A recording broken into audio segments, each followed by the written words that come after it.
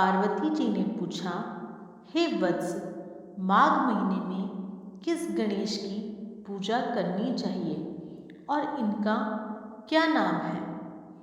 उस दिन पूजन में किस वस्तु का नैवेद्य अर्पित करना चाहिए और क्या आहार ग्रहण करना चाहिए, इसे आप सविस्तार बतलाने की कृपा करें।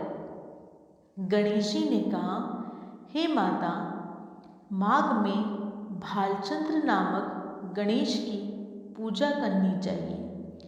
इनका पूजन षोडश उपचार विधि से करना चाहिए।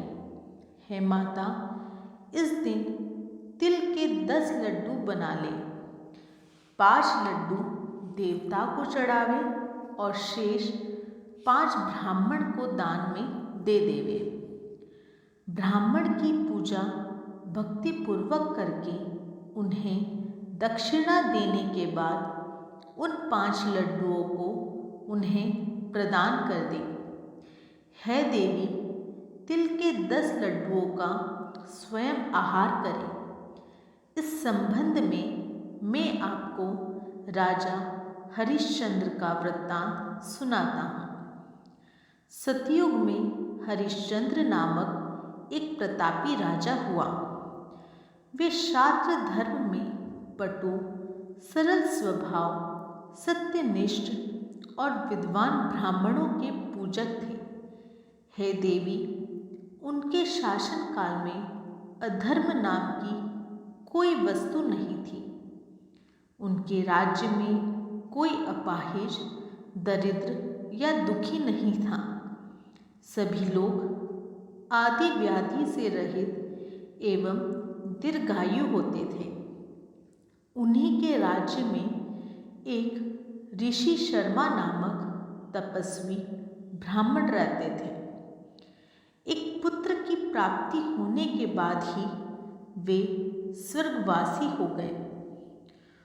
पुत्र का भरण पोषण उनकी पत्नी करने लगी। वह विधवा ब्राह्मणी भिक्षाटन के द्वारा पुत्र का पालन पोषण करती थी। उस ब्राह्मणी ने माघ मास की संकटा चतुर्थी का व्रत किया। वह पतिव्रता ब्राह्मणी गोबर से गणेश जी की प्रतिमा बनाकर सदैव पूजन किया करती थी। हे पार्वती, भिक्षाटन के द्वारा ही उसने पूर्वोक्त रीति से तिल के 10 लड्डू बनाए। इसी बीच उसका पुत्र गणेश जी की मूर्ति अपने गले में बांधकर स्वेच्छा से खेलने के लिए बाहर चला गया। तब एक नर पिशाच कुमार ने उस बालक को जबरन पकड़कर अपने आवा में छोड़कर मिट्टी के बर्तनों को पकाने के लिए उसमें आग लगा दी। इधर उसकी माता अपने बच्चे को ढूंढने लगी। उसे न पाकर वह बड़ी व्याकुल हुई।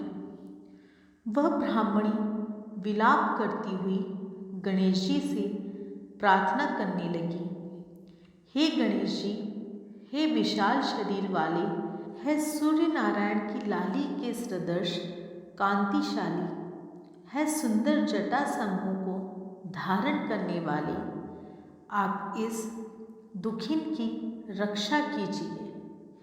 हे गजानन, हे 4 भुजाधारी, हे मस्तक में चंद्रमा को धारण करने वाले, है विनायक, हे अनाथों के नाथ, हे वरदायक, मैं पुत्र वियोग में व्यथित हूँ, आप मेरी रक्षा कीजिए। वह ब्राह्मणी इसी प्रकार आधी रात तक विलाप करती रही। प्रातःकाल होने पर कुम्हार अपने पके हुए बर्तनों को देखने के लिए आया।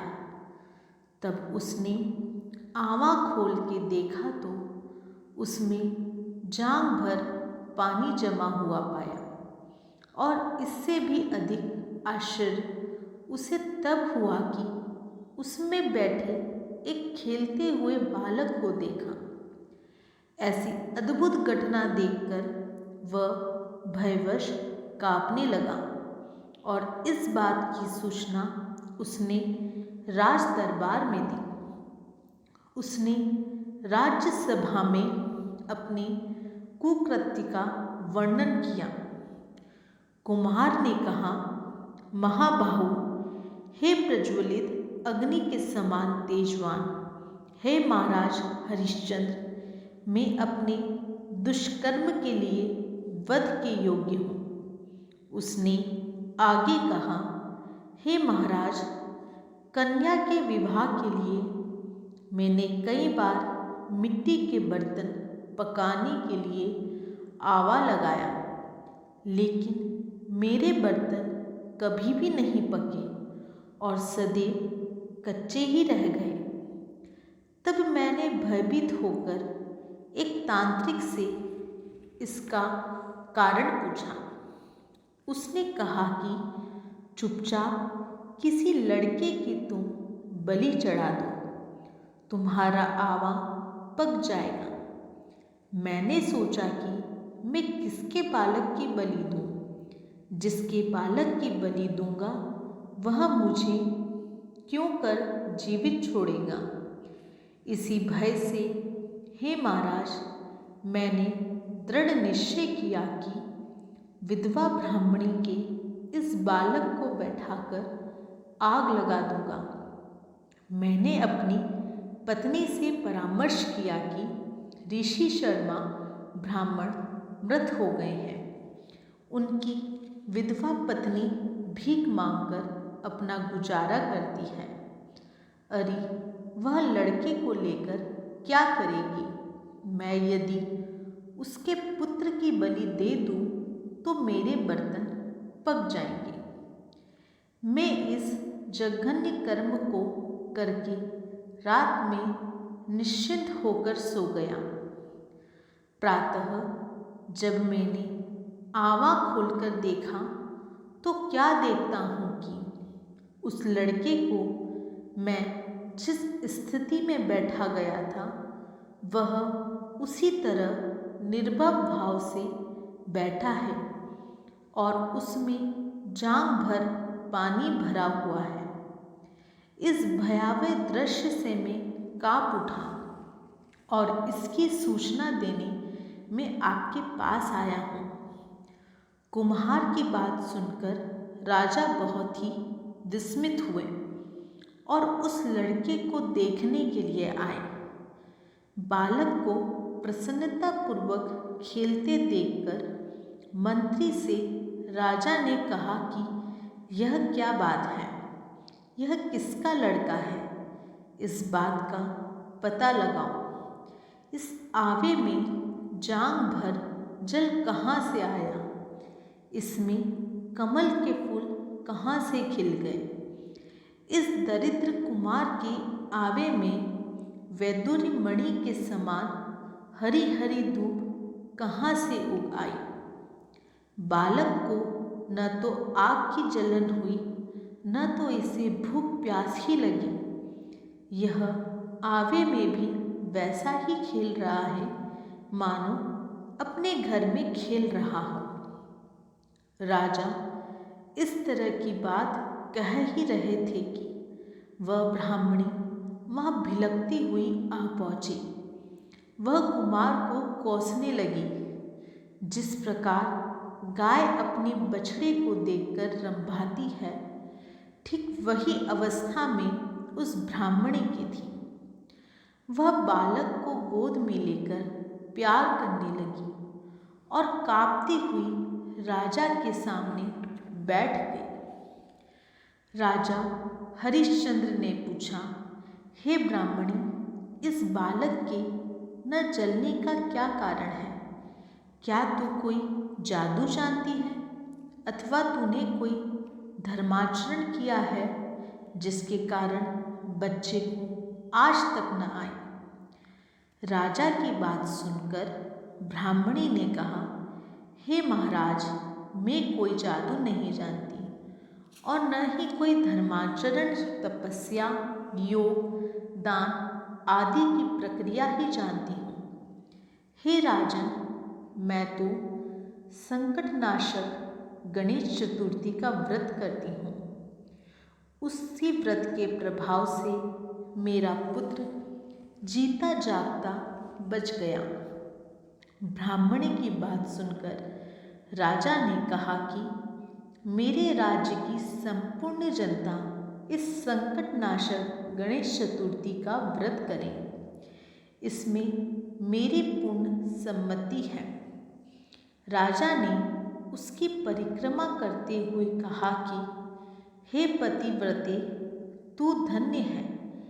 राजा ने संपूर्ण नगरवासियों को गणेश जी का व्रत करने का आदेश दिया। इस आश्चर्यजनक घटना के कारण सभी लोग उस दिन से प्रत्येक मास की गणेश चतुर्थी का व्रत करने लगे। इस व्रत के प्रभाव से ब्राह्मणी ने अपने पुत्र के जीवन को पुनः पाया था। इतना कहने के बाद श्री कृष्ण जी ने कहा, हे युधिष्ठिर, आप भी सर्वोत्तम व्रत को कीजिए। इस व्रत के प्रभाव से आपकी सभी कामनाएं पूर्ण होगी। आप मित्रों, पुत्रों को सुख देने वाले साम्राज्य को प्राप्त करेंगे। हे महाराज, जो लोग इस व्रत को करेंगे उन्हें पूर्ण सफलता मिलेगी। भगवान श्री कृष्ण जी की बात से युधिष्ठिर बहुत प्रसन्न हुए और माघ कृष्ण गणेश चतुर्थी का व्रत करके निष्कंटक राज्य भोगने लगे। ये वीडियो आपको कैसी लगी कमेंट बॉक्स में ज़रूर बताएं। हमारे चैनल को सब्सक्राइब करें और बेल आइकन को दबाएं। जय श्री महाकाल।